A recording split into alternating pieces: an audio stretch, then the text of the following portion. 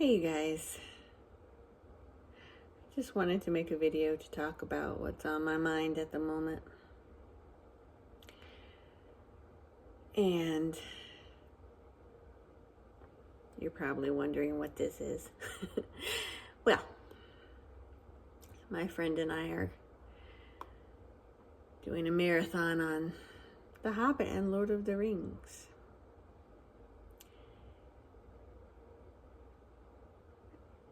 Some of my favorite movies.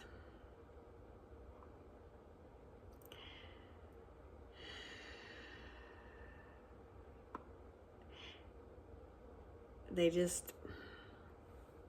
really remind me of life in so many ways. Going through various trials and going on journeys that you never asked to go on. I've always felt like Frodo in a way.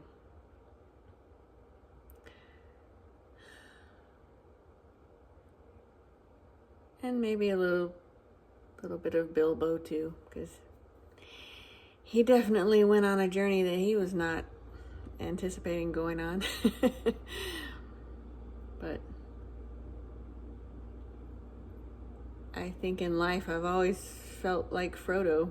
I was just given this burden to carry. And it wasn't what I planned for in life, but for some reason it came to me. And even before my husband died, that was always just a very relatable series. I feel like one of my life quotes is when Frodo said, "I wish the ring had never come to me. I wish none of this had happened." And Gandalf said, "So do all of those who see such times." But that's not for them to decide. What we have to decide to do is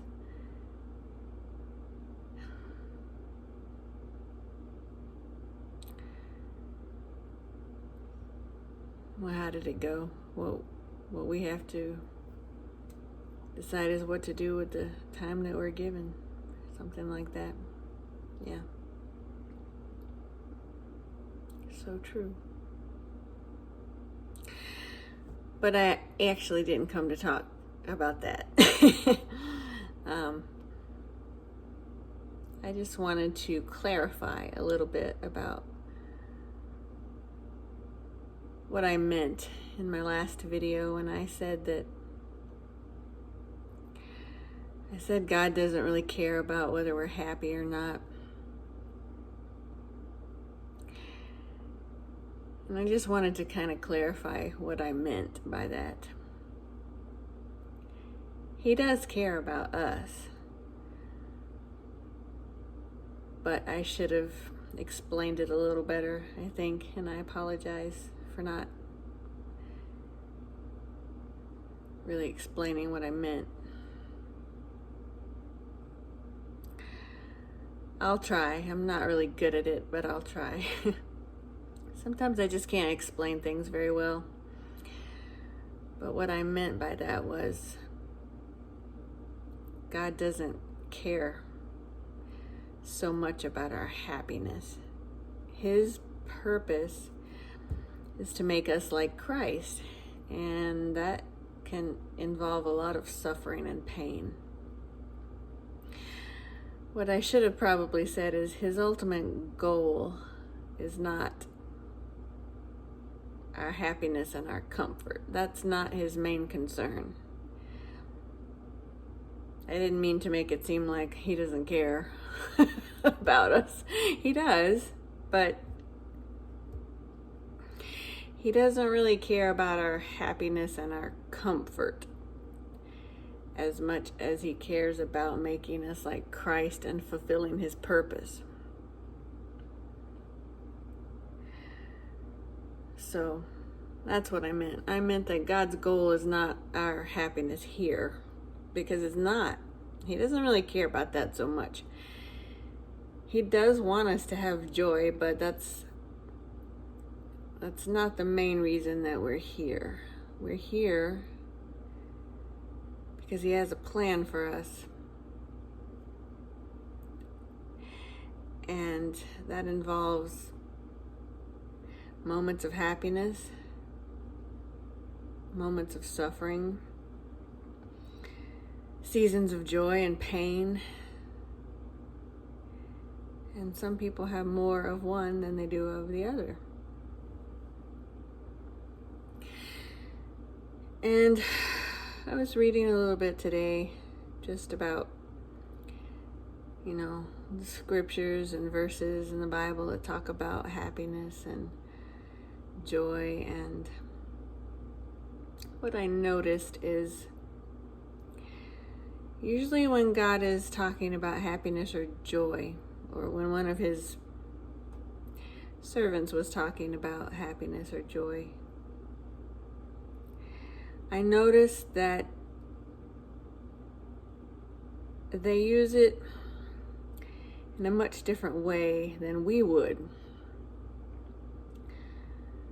So, like when I say that I'll never be happy here on earth again, what I mean by that is the happiness that I had with my husband,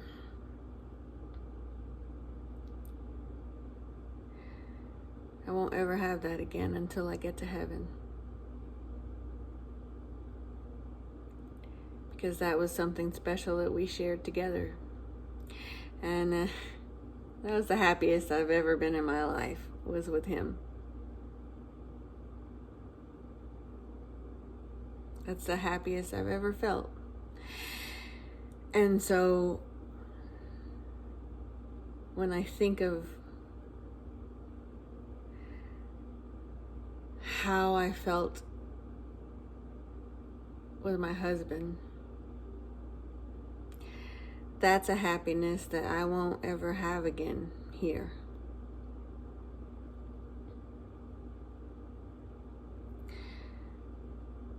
So that's what I mean when I say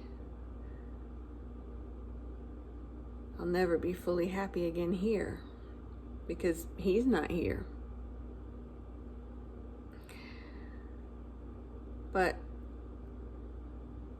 I didn't mean that there's no chance that I didn't mean that there's no chance for you to ever be happy again if you've lost your spouse.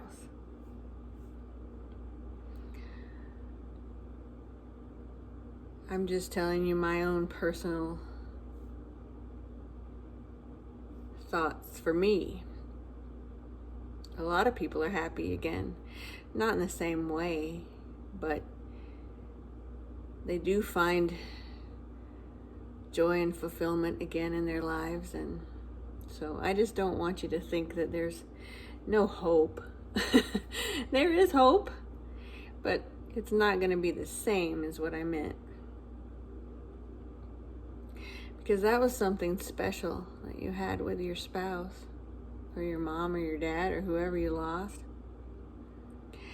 And that particular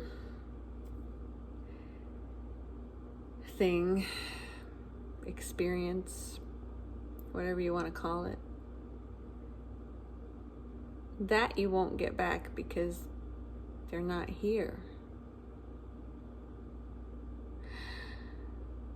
But that doesn't mean that there is no joy left on earth, because you will have moments of joy.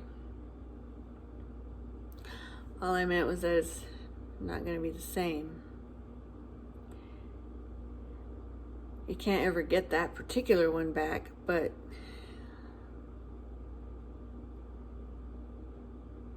there will be happy moments again. They come and go. And what I was saying in my last video is just that I think it's more important to look for purpose in your pain, because if you try to look for happiness again, that's just not the goal, and that's not the goal of life. I think when you look for purpose, or when you just seek the will of God for your life, then all the other things kind of come with it.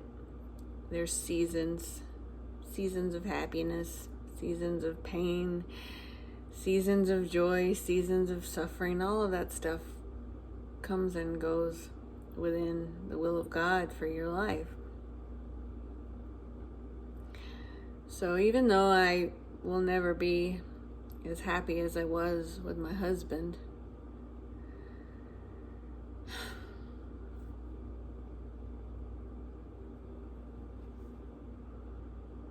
I won't ever be that happy again. But there are moments of joy and happiness that come and go. Doesn't mean that I'll be constantly sad every day, all day. The sadness is always there because he's not here. That doesn't mean it can't coexist with happy moments. Does that make sense? Trying to explain it to where it makes more sense.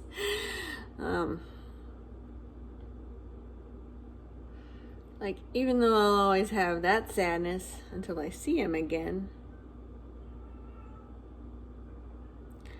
that doesn't mean that there aren't joyful times and happy moments that I can participate in.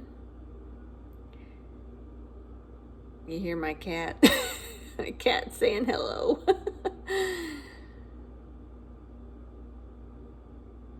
I hear you back there. They just want attention. They like to play.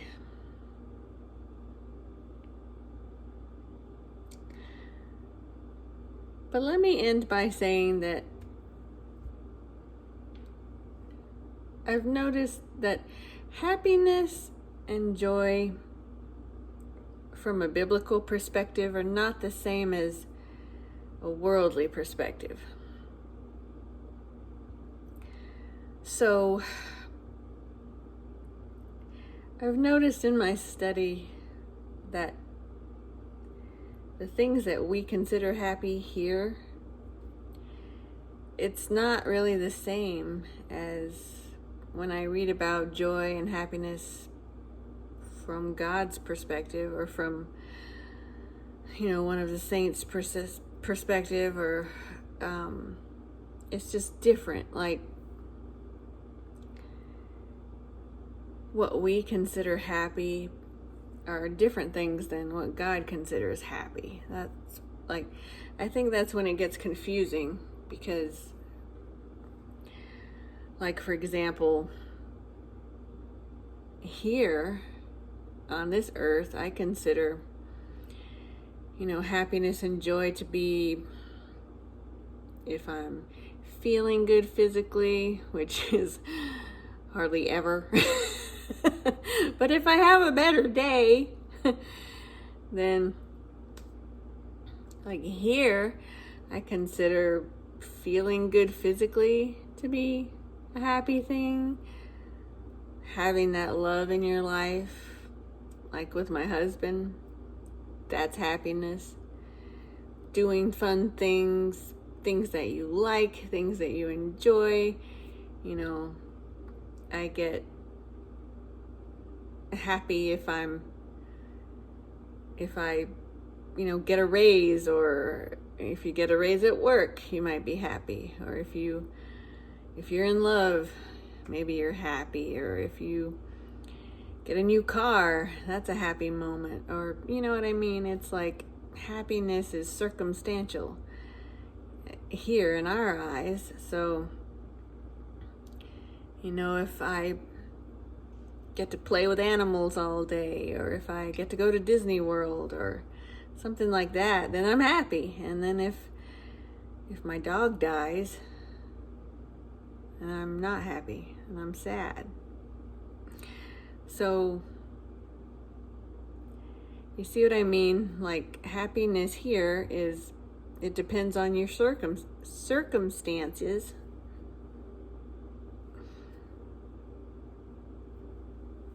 And joy is a little different, because joy is, to me, it's more like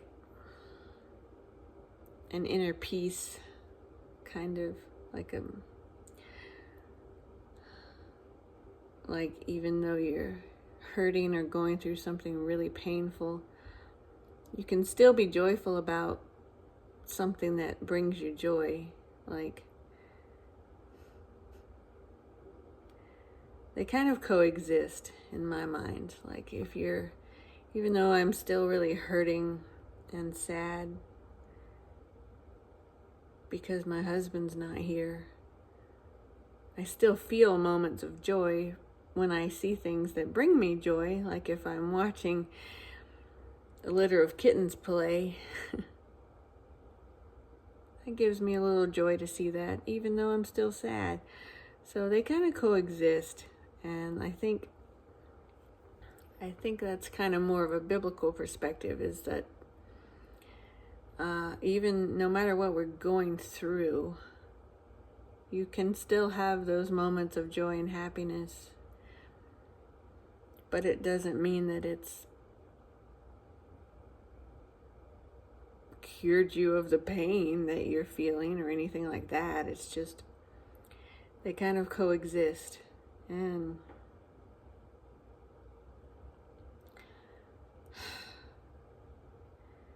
I think they have a much deeper meaning from God's perspective, because,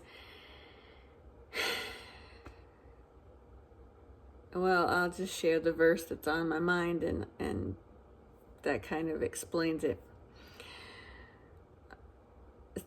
When Paul was speaking, let me tell you what verse this is. This is, okay, like in the book of James, chapter 2. That's a good example.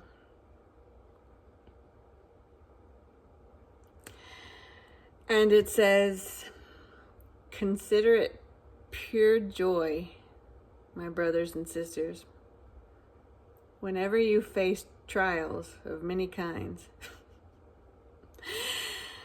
So see, that's not something that we would say here on earth. From our perspective, that's not something we would say. Like, if we're going through a really difficult time, say you just got hit by a car and you're in the hospital and your leg is broken and your ribs are broken and you're suffering and you're going through a deep valley, I doubt there's a lot of people in the world that would say, consider that joy, that you're going through a trial. We just don't see joy and happiness that way. So I think there's a much different view when you're looking at it through the eyes of God. It's not the same as what we would think. It's deeper. It's a little more complicated, I think. He says, consider it pure joy when you're going through trials of many kinds, because you know that the testing of your faith produces perseverance.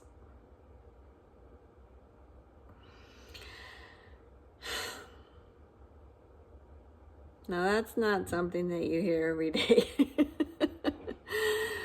So,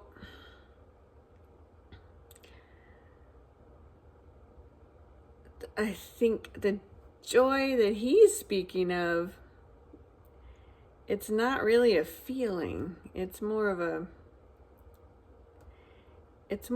knowing that you're being made into the image of Christ. And that's not a joy that we really know and talk about very often, because we go more by feelings, of course. So I just kind of wanted to clarify that. Like, when I say I'll never be happy again here on this earth, what I really mean is I'm never going to feel the happiness ever again that I had with my husband, because I won't. But there are other kinds of happiness, and there are other kinds of joy. So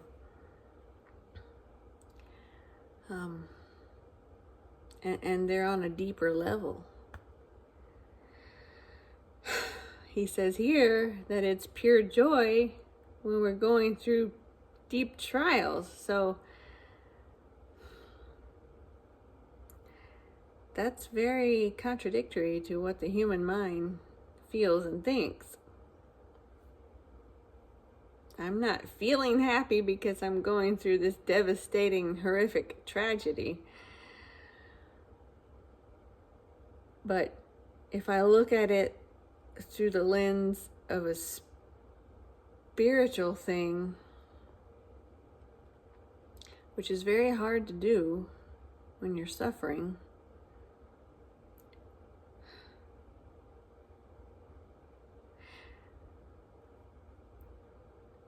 but if I think of it that I'm being prepared for heaven, and he's chiseling away at my spirit and at my heart, and whatever you want to call the deep inside, that he has his reasons for these terrible things that happen, and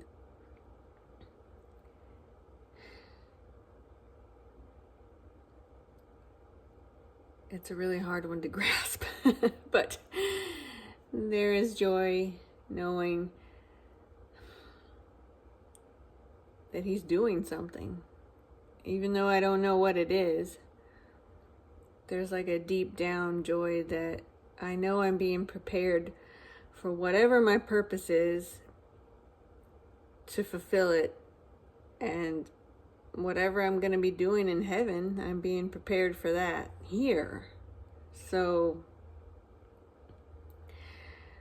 I think that's kind of the joy that he's talking about, knowing that you're being tested, and it's building something in you.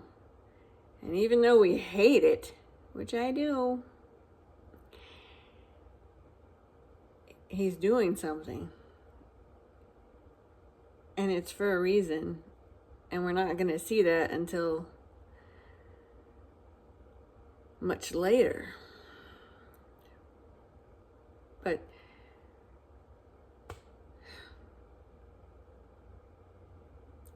that doesn't mean I'm not going to be sad again. I'm not going to cry again. Obviously, I'm going to be sad and cry for years, probably until the day I die. But that coexists with the hard to explain joy that God gives you when you know that he's doing something, that he's working on something, that he has a purpose, that it's not just for nothing. So just wanted to share that with you today. And life is such a mixture of joy and happiness and suffering and pain, and they're all mixed in together like you're baking a cake. I mean, I think that's why in Ecclesiastes it says there's a time for everything. There's a time to weep, and a time to laugh, and a time to mourn, which a lot of us are doing right now, and a time to dance,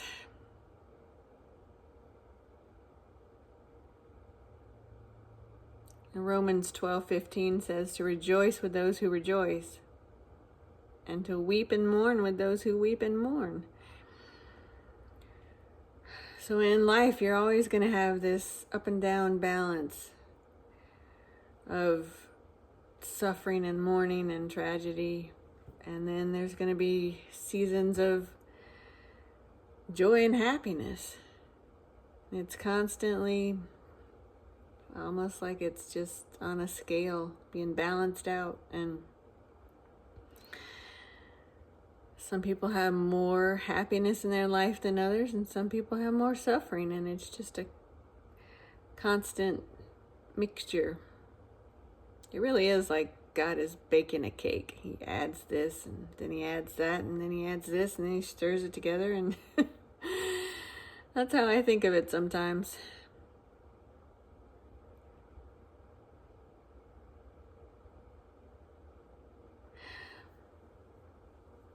But I hope that helps explain things, and I don't mean that God doesn't care about your feelings.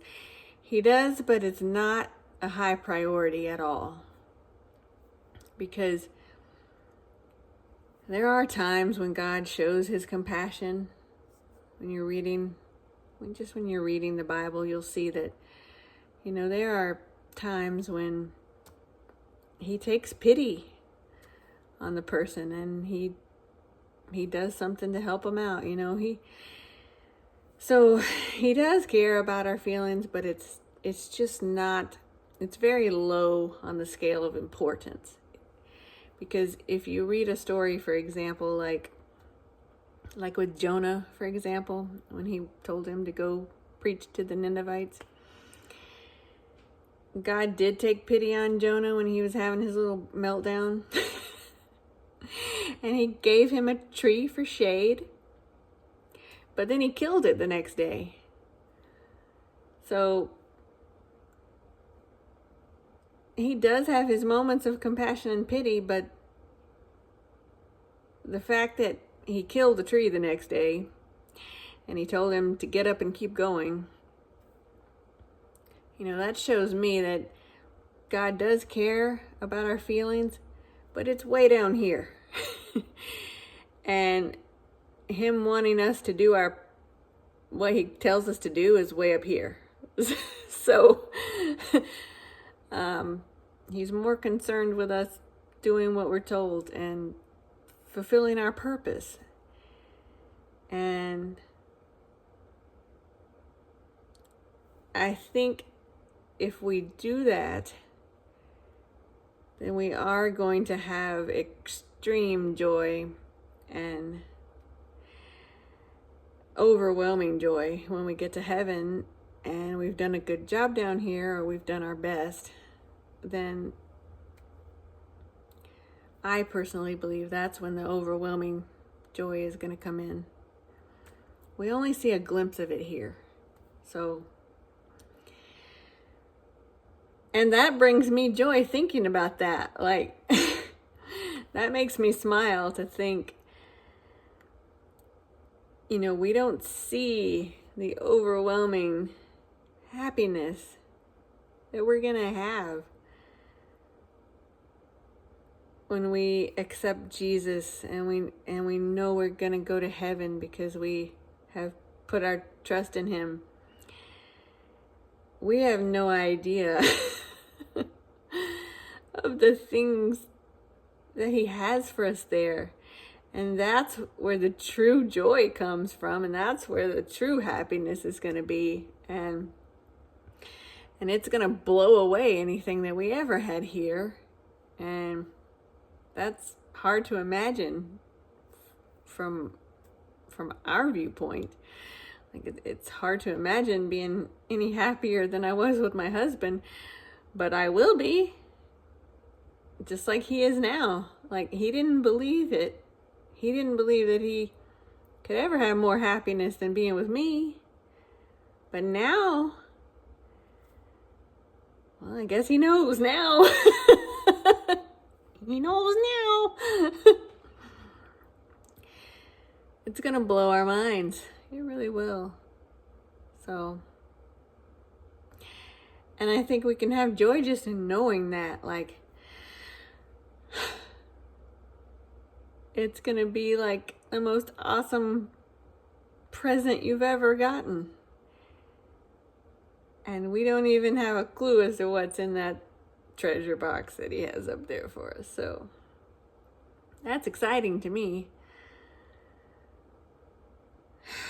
So if you focus on that for a moment, then you can smile and feel joyful here, because you know where you're going, and you know that great things are ahead, and that can help to give you the strength to make it another moment here. Sometimes I have to live that way, moment by moment. And even if I focus on the heavenly kingdom, even if I just focus on that for like 30 minutes, it can help me make it through the next hour. Because I know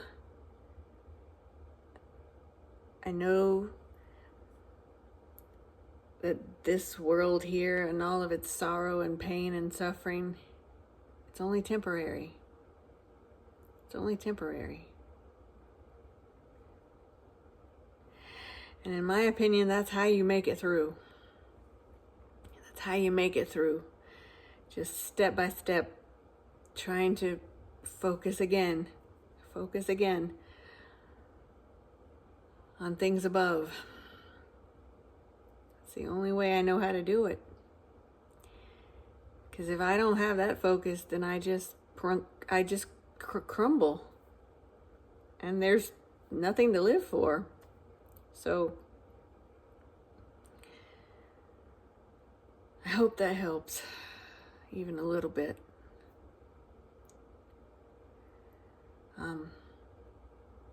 I'm sorry it was so long. But thank you for listening. And yes, I'm going to answer the question about which part of the world I'm in. But I kind of want to do that outside. So just hang in there. Just a few more days, guys. I want to go outside and like show you some trees and flowers when I answer the question. So stay tuned. Oh, I'm tired, so I'm gonna go try to lay down now. Not feeling too good today, but I just wanted to share that with you. God bless you guys. I hope I didn't confuse you more. I hope that helped to explain it a little bit. Oh, love you guys, and I will see you soon. Take care.